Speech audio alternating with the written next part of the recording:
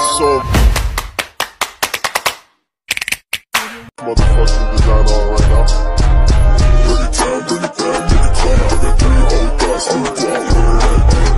Halo guys, assalamualaikum warahmatullahi wabarakatuh. Terima kasih yang udah setia sama channel Sama Official lagi. Semoga kalian selalu sehat, berkabar Allah untuk kita semuanya. Gimana kabar kalian, sehat? Alhamdulillahirobbilalamin. Guys yang waras, masalah kan salam doakan yang lagi sakit Allah saatkan. Teman guys yang berjuang di rumah majikan tentunya diberikan kekuatan sampai finish. Teman guys yang bahagia juga tentunya jangan lupa bersyukur. Alhamdulillahirobbilalamin. Guys sudah tidak dalam suasana duka lagi ya cuy ya. Masya Allah. Gimana nih teman kita yang di rumah sakit, semoga Allah sehatkan. Teman guys yang berjuang di rumah majikan, yang terminate, hati-hati ya cuy ya. Buat kalian yang melakukan penerbangan dengan Air Asia atau tiket-tiket yang tidak ada refund ya, atau tidak ada return ya, kalian hati-hati karena sekarang itu tiket lagi harganya selangit, mahal banget tiket, Masya Allah ya. Aduh, banyak keluhan dari kayak Tisam tuh, kayak Tisam ketinggalan pesawat, ampun kok bisa ketinggalan padahal 5 menit. Bukan masalah 5 menitnya cuy, masa iya pesawat nungguin kita, kan enggak, harusnya kita yang menunggu pesawat ya. Ini kadang nih terlalu disepelekan. Ini sampai anginnya bergoyang. Hari ini kita akan bergibah salah satu kasus di mana ini kemarin terjadinya ya, dan alhamdulillahnya dia menerapkan apa yang kayak Tisam edukasi, di mana saat kita dipukul ya kan oleh teman kerja atau teman kita yang di luar, selama itu kita dilakukan kekerasan fisik ya. Ini Hong Kong cuy, not Indonesia ya, bukan Indonesia. Bahkan polisinya juga ngomong, Cece ini Hong Kong bukan Indonesia gitu kan. Ini kan kadang kita tuh masih punya hati walaupun kita udah dibakbuk gitu ya cuy ya. Nih banyaknya teman-teman kita yang marah dengan keluarga, marah dengan teman yang nggak bayar utang, marah dengan keadaan, penat dengan keadaan. Jadi pelampiasannya kepada teman yang sebenarnya nggak ada masalah gitu sama kita. Ini kan berarti kan kita sakit hatinya ya. Kita nih berarti sakit hati apa penyakit hati, lebih tepatnya penyakit hati mungkin ya cuy ya. Bentar cuy, handphone kayak Tisam diberesin dulu, ini gara-gara dedaunan ini jadi bergoyang. Oke deh, udah bener lagi nih, Masya Allah. Ayo kita lanjutin cuy. Oke, kita ceritanya ini ada Mbak A dan Mbak B. Mbak A ini seniornya, Mbak B ini juniornya. Juniornya ini tuh baru kerja 8 bulan ya. Sebenarnya hanya menjaga satu anak yang super aktif. Anaknya umurnya 15 tahunan ya cuy ya. Cuma banyak aktivitasnya, yang basket, yang berenang. Jadi maminya nih bener-bener tahu keadaan situasi anaknya yang autis ya. Jadi karena super aktif, jadi maminya ini ngelesin banyak. Yang ada basket, ada ini. Jadi bagi tugas tuh. Ada Cece yang nganterin anaknya kemana-mana gitu. Ada Cece yang ceng-konceng oge, otomatis dari segi finansial berarti majikannya oke ya, bisa ngegaji 2 Cece. Iyalah, daripada kita sewa suster di sini ya kan, rumah sakit apa enggak puluhan ribu. Ini kan ngejeng 2 Cece kan 10.000 juga masih kembali gitu kan. Murah kita ya kan. Iya, aduh. Ceritanya si Mbak A ini bekerja nih udah 1 kontrak ya, 2 kontrak berjalan, berarti udah senior ya. Berarti majikan juga sudah tahu nih karakternya Mbak A, dan Mbak B ini termasuknya juniornya yang baru. Mbak B ini termasuknya diperhatikan sama majikannya cuy. Jadi majikannya ini kayak Tisam, kalau saya boleh gambarkan, dia ini super sibuk, tapi dia ini baik sekali, care, makanan aja ditanya gitu kan. Nah dari mungkin Mbak B-nya ini mungkin murah senyum ya cuy ya. Sekali lagi mungkin di sini masalah hati masing-masing, di mana Mbak A mungkin banyak beban yang belum terselesaikan. Mbak B ini mungkin lebih enjoy bekerjanya, sehingga dari muka aja ini kan kelihatan ya kan, yang cemberut aja kayak kamu, cemberut aja gitu kan, ada yang happy aja. Kayak Tisam saya juga banyak beban kayak Tisam, tapi mas saya mah dibikin seneng aja. Alhamdulillah, berarti di situ ya. Berarti penyakit hatinya itu nggak ada ya kan. Akhirnya si Mbak A ini tuh sama Mbak B ini nih kayaknya nih greget gitu kan. Kamu itu senyum aja. Kayaknya mungkin dianya sendiri ya yang tidak bisa menyelesaikan masalah hatinya sendiri. Akhirnya dia merasa nih mungkin sakit-sakitan, atau dia mungkin merasa tidak enak badan. Jadi yang mensugesti pikirannya bahwa Mbak B ini kayaknya ngedukunin saya ini kayaknya. Kok saya semenjak ada dia datang ke sini kok hidup saya jadi sulit. Hidup saya jadi suram gitu kan, padahal suram dibikin sendiri ya nggak sih? Nyalahin orang lagi ini Mbak A ini, astagfirullahaladzim, memang butuh ruqyah kayaknya. Ya kan, ngaji Mbak, astagfirullahaladzim, istighfar. Akhirnya si Mbak A ini muncaklah kemarin cuy, kasusnya di mana dia ini merasa udah greget banget nih sama Mbak B, padahal Mbak B-nya nggak ngelakuin apa-apa, dia kerja dengan enjoy gitu cuy. Ini kan akhirnya Mbak A ini ngomong lah, ngelabrak tuh si Mbak B, Mbak B, kamu tuh ngedukunin saya ya. Kenapa? Enggak cek, orang saya nggak pernah main dukun. Ini polos lagi nih Mbak B-nya ini kan, tipe-tipe manja gitu kan, ala generasi mecin. Akhirnya si Mbak A ini karena kesel ya cuy, yang ngelihat mukanya Mbak B mungkin fresh aja gitu, dimarahin aja. Akhirnya ditonjok ini Mbak B, puk gitu kan, pak. Berkelahi mereka di rumah majikannya. Ingat ya, sekali lagi anaknya kan lagi les ya, jadi di rumah tuh nggak ada siapa-siapa selain mereka berdua gitu kan.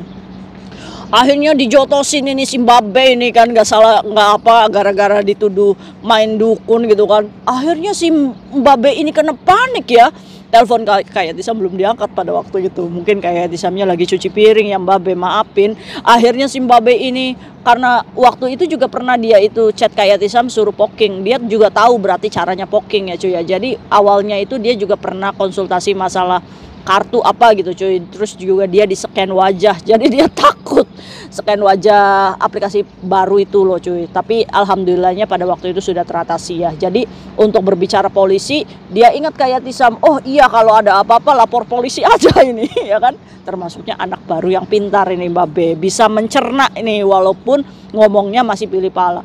Akhirnya dia ini, wah saya nggak bisa nih di sini dipukulin sama Mbak A ini, emangnya saya apaan? Akhirnya dia kabur lah tuh, nemuin satpam bawah. Pinter berarti ngikutin kontennya kayak Tisam ya, ya kan? Kalau kita nggak bisa ngomong sama polisi, kita cari satpam bawah untuk bantu report ke polisi. Ini bagus nih, bangga kayak Tisam. Setidaknya kayak Tisam cuap-cuap ini nggak asal cuap-cuap, berarti ilmunya diserap. Makanya mama kalau nonton video kayak Tisam tuh jangan gibahnya aja, diambil ilmunya. Ya karena apa? Karena yang Kaisam gibahin adalah pengalaman teman-teman kita yang lainnya ya. Akhirnya dia datang ke Satpam, saya dipukulin, tolong report polisi ya. Mungkin dalam suasana panik ya pada waktu itu. Kenapa Cece? Akhirnya si Satpam itu bantu poking. Polisi datang nih ya kan.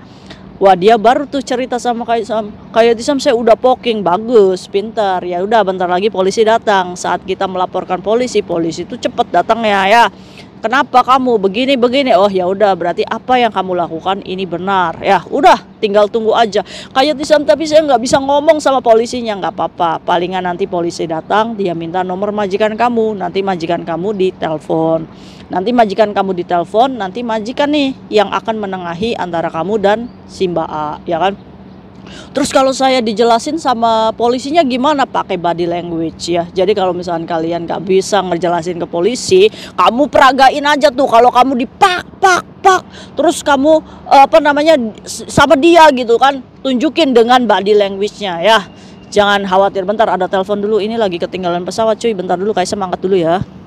Terus beberapa menit polisi itu memang datang cuy ke rumahnya. Bener juga tuh ditanya, kenapa Cece? Ya kan, akhirnya si pekerja migran ini menjelaskan dengan sebisanya kalau dia ini dipukulin oleh teman kerjanya.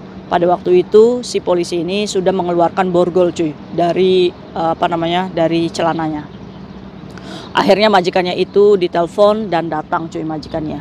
Terus majikannya ini nanya ke Mbak B, kenapa saya dipukulin kayak gini? Terus dia ngomong sama si Mbak A, ini kenapa kamu mukulin dia? Dia lo baik katanya, kayak gitu kan.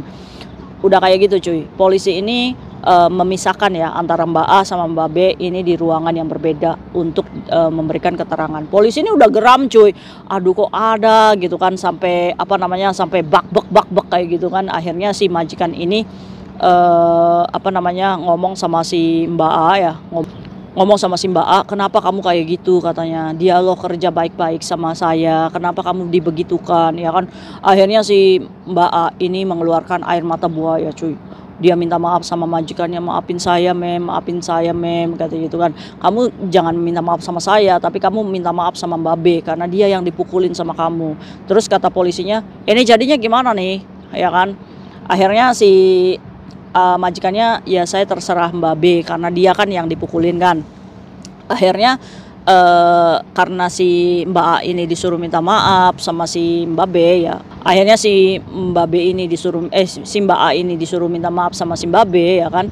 Akhirnya si Mbak A ini minta maaf sama Mbak B, maafin saya supaya damai ya cuy ya, supaya tidak dikasuskan. Kalau misalkan si Mbak B ini ngomong dikasuskan ya, ini pasti udah diborgol ini si Mbak A ini, udah pasti dibawa ke sel prodeo atas atas apa yang dilakukannya, ya kan. Mana boleh kita pukul-pukul orang di sini. Ini bukan Indonesia ya, ini Hong Kong. Apapun alasannya itu tidak dibenarkan ya, karena di sini tuh ada hukumnya.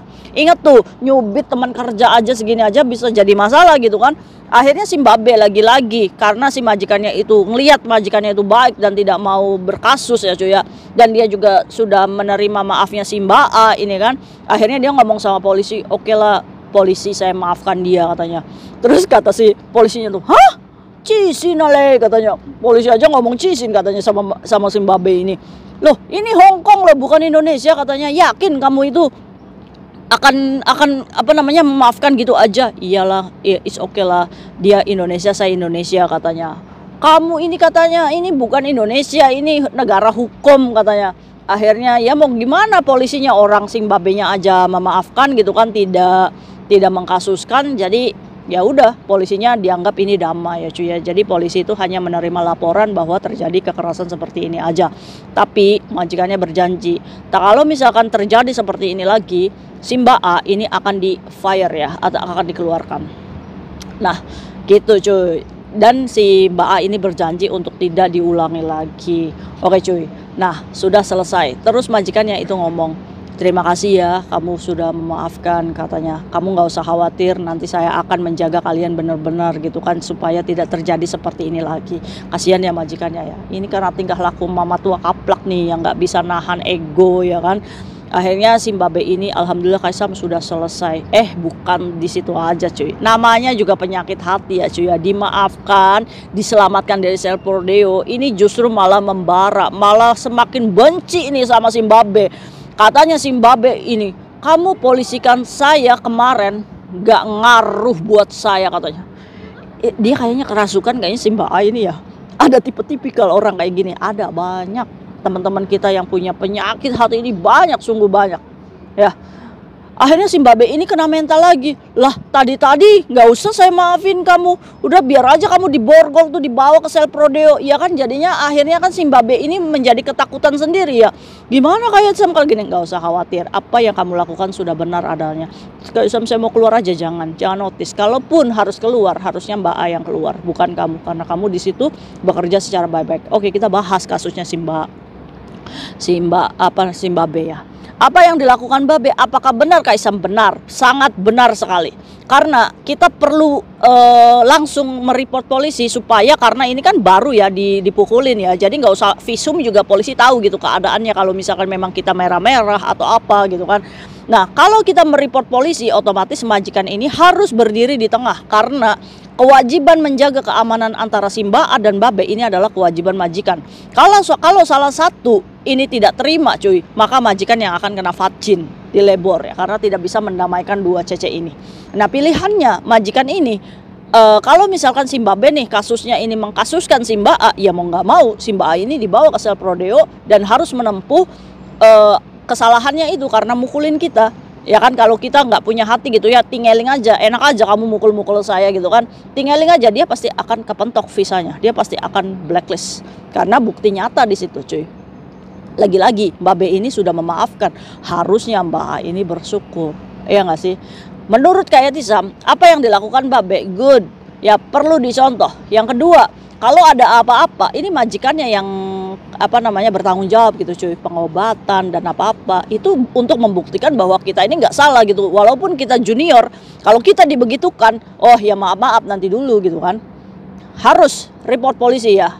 Karena kalau ngomong sama majikan nantinya didamaikan gitu aja dan kamu tidak ada kekuatan di situ. Nah, kalau misalkan sudah lapor polisi kayak tadi, jadi majikan itu nggak bisa juga marahin kamu, nggak mengatakan kamu lebay atau apa gitu. Karena apa? Karena kalau majikan itu malah memfire kamu, majikan yang bisa kita tuntut di labor. Orang kita yang dibukulin kok, masa kita yang dikeluarkan dari majikan? Saya nggak terima nih, tuntut ke labor, majikan kena. Ya kan, inilah makanya pentingnya kita poking tuh ada baiknya kayak gini. Jadi kan majikan itu nggak bisa menginterminate kita gitu kan. Kalaupun yang harus diinterminate adalah yang Mbak A, karena Mbak A pelaku kekerasan itu ya. Jadi saran Kaisam, Mbak B, tetap kerja baik-baik, abaikan aja si Mbak A. Mau dia stres, mau dia ngancem-ngancem kita, mau dia mukul lagi, sekalinya dia mukul lagi Mbak B, laporkan lagi polisi. Terus biarkan aja dia proses hukum. Orang-orang kayak gini tuh memang udah masuk sel prodeo aja biar dia mendapatkan pelajaran benar-benar itu kan. Dibaikin nggak bisa ya kan. Berarti kan ini udah salah banget ini hatinya ya. Ampun, coba cuy. Kita tuh sudah dewasa, janganlah bersikap kayak gini. Dakan dukun. Kalian tuh terdoktrin apa? Ya kan, nggak ada dukun-dukun itu bisa apa namanya menyengsarakan kita sendiri. Penyakit kita yang timbul dalam diri kita ini karena buah pikiran kita sendiri, buah kejelekan kita berpikir, suuzon sama Allah gitu kan. Makanya kenapa Mbak B itu mukanya fresh terus, karena dia menjalaninya dengan enjoy gitu kan. Nah ini jangan dicontoh ya kayak Mbak A ya. Kalian partneran di situ, ingat ada majikan yang menggaji kamu. Masa iya kamu menghargai majikan aja nggak bisa? Ya kan, setidaknya ya rukun-rukun lah bagi tugas. Kalau misalkan nggak adil, minta majikan untuk dibagi secara adil ya. Walaupun kita junior, kayak Isam tekankan jangan pernah takut, karena di sini kita manusia sama, kita bekerja sama, gaji sama gitu kan. Jadi tidak ada yang membedakan. Yang membedakan adalah kita profesional kerja. Kalau majikan lebih care sama kita, berarti kinerja kita lebih baik daripada si Mbak A. Teruskan, jalankan jalanmu. Gak usah mikir omongannya si Mbak A ini. Namanya setan itu tinggal a'udzubillahi minasyaitonirrajim aja udah, abaikan, hempaskan. Ya ini buat teman-teman kayak Tisam yang baru, nggak usah takut untuk menghadapi partner kerja yang toksik seperti ini. Kalian harus bertahan, kita jauh-jauh ke sini untuk kerja. Jangan sampai kita mundur hanya karena perkara perasaan. Ya, oke? Good job. See you next video, bye-bye. Assalamualaikum warahmatullahi wabarakatuh. Bye.